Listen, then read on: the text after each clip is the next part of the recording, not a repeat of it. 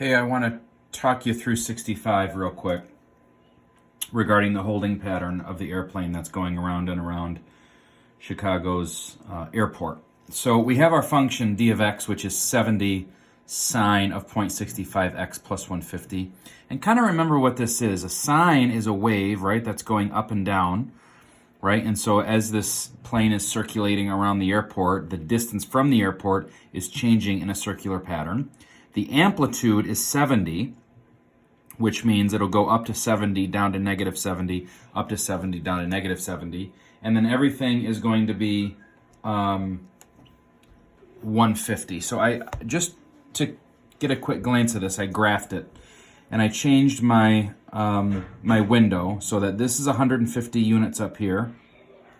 And this is 0 units down here on the bottom. Okay? So this is, here, let me just try to get this off of here. So I got 150 and then 0 on the bottom. And then so this is furthest from the airport because the airport's down here at 0.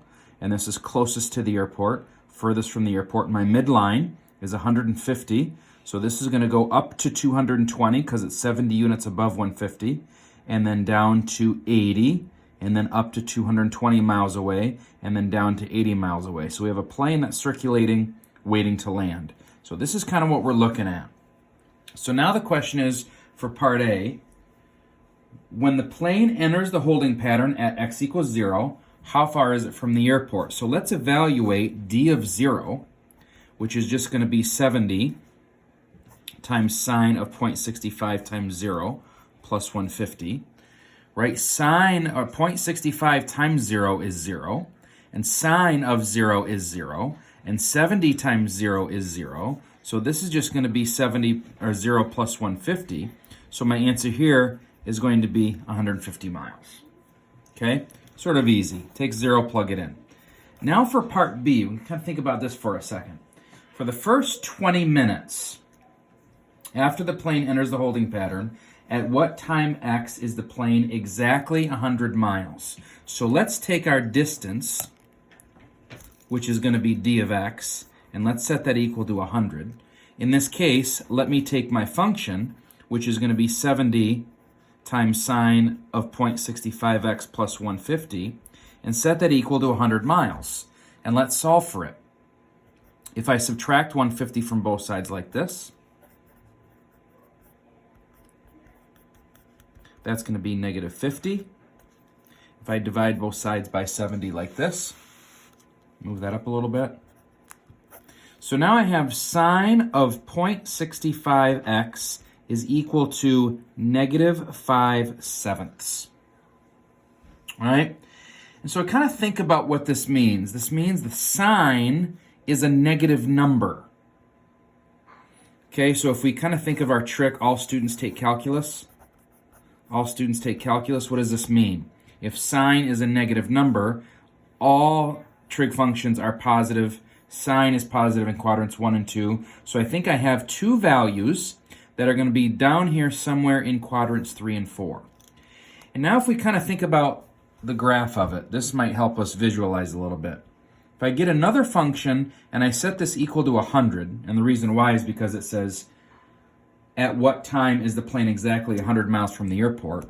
If I graph that, it looks like right here and here. It gets close to the airport and it comes back.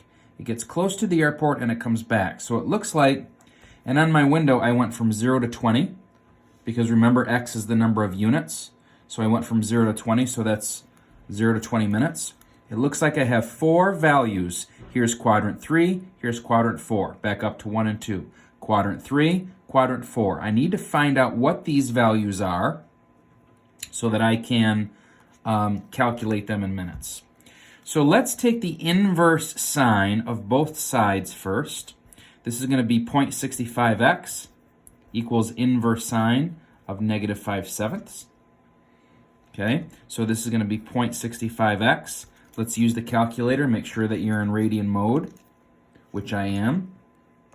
So let's do inverse sine of negative 5/7.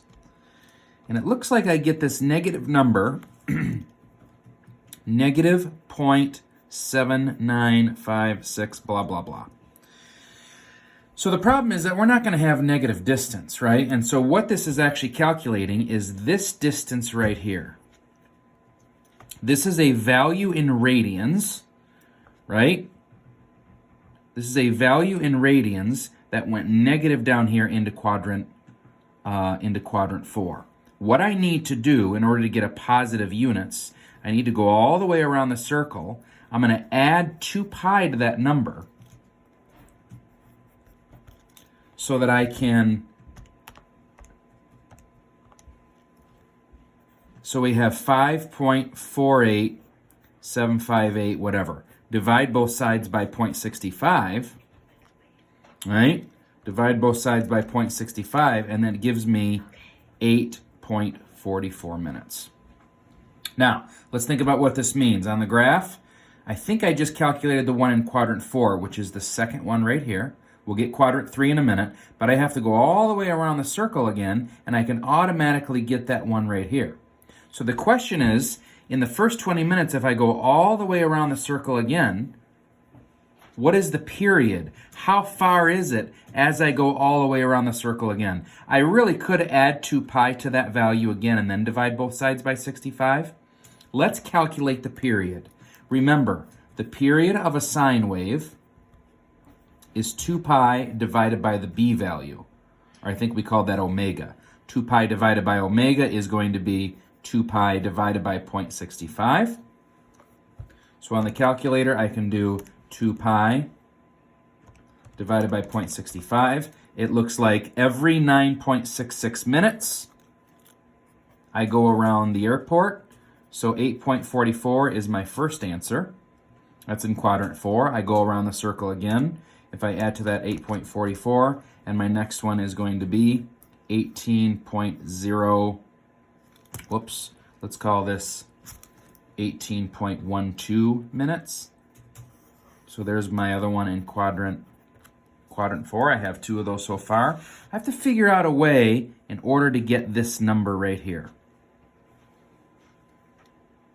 So we have to be able to find out what this other value is.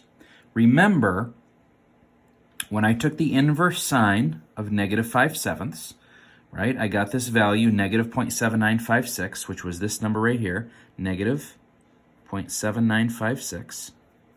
Okay, this is the same number because remember the y values can just flip-flop. It's a reference angle that I use in quadrant 4 that I can put over here in quadrant 3. So let's call this 0.7956.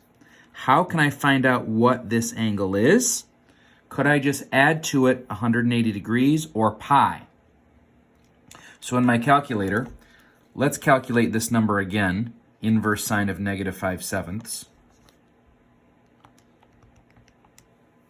Okay, I want to change the sign because I want to put this over here in a quadrant 3, so I want to add to it that value. So let's multiply that by a -1. And I'm going to add pi to that number, which is going to be 3.937. All right, so what this means is that when I took the inverse of both sides, right, I'm just using the same equation right here. I'm just going to bring this down over here. I got on my calculator 3.937, and I divide both sides by 0.65. All right, and so if I divide this by 0.65, that's going to give me 6.06. Let's call that 6.06 minutes. And again, if you remember what the graph looks like, it came down here in quadrant 3, quadrant 4, back up again, quadrant 3, quadrant 4. And so I have to add one more period to it, which I calculated over here is 9.66 minutes. So here's my third answer, and when I add to it 9.66 minutes, that gives me 15.72. So this is going to be 15.72 minutes. All right, so there are my 4 answers, and let's go ahead and check the back of the book just to make sure that looks good.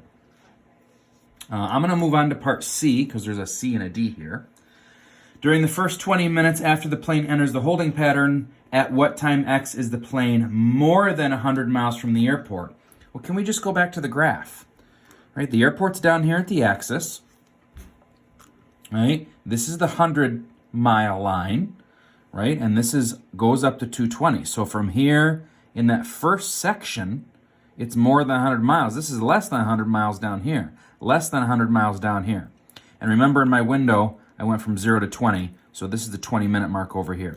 So this is more than 100 miles from the airport, less than 100 miles, more than 100 miles from the airport, less than 100 miles, and then more than 100 miles from the airport. So we want to know, when is this going to be more than 100 miles?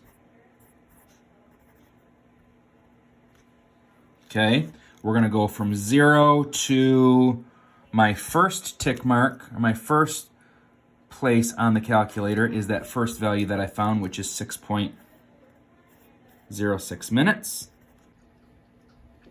So we're going to be more than 100 miles from the airport between 0 and our first value. Okay, and then back to the calculator, in between those second values right here, we're less than 100 miles from the airport. So it's got to be from 8.44 all the way to our third value, which is going to be 15.72. Let's see, how am I writing this? I want to say all my values X that are between 0 and 6.06, and between 8.44 and 15.72. And then from 18.12 all the way up, right? I guess all the way to 20, right? Because we're going to be more than 100 miles from the airport from this last point all the way to 20 on the calculator. So all these values up here, I just kind of wrote down as inequalities. I have no idea what the back of the book looks like. And let's finally wrap up part D. While the plane is in the holding pattern, will it ever be within 70 miles of the airport? Well, let's think about this. Here's 100. I don't know if that goes down to 70, but I know that the amplitude is 70, and I am 150 miles from the airport. I'm oscillating between 150, and that 70 miles over 150 is up to 220, and then 70 miles below 150 goes down to 80. So up to 220, down to 80. Will it ever be within 70 miles of the airport? No, it will not. Well, I guess it says why. Why not? And I just say, well, because the amplitude of the wave is 70 miles, and the closest that it will get to the airport is 80 miles, because 150 minus 70 is 80 miles. So there you go. I hope that helps you.